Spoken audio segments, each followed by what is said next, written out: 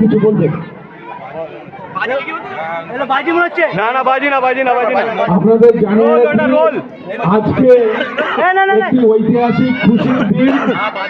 সকলে কথা বলা শুনবেন। ঐতিহাসিক একটু আপনারা জানেন যে আমাদের ক্লাবের নাম নজরুল স্মৃতি সংঘ। এই নজরুল নামের মধ্যে বহু ঐতিহাসিক জিনিস মিশিয়ে রয়েছে।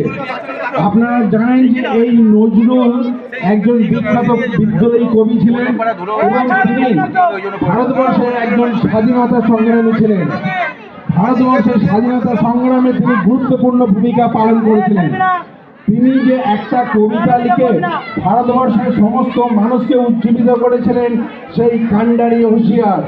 আপনারা জানেন তিনি বলেছিলেন, ওই গঙ্গায় ডুবিয়াছে মোর ভারতের দিবকর, উঠিবে সে রবি আমাদের রক্তে পুনর্বার।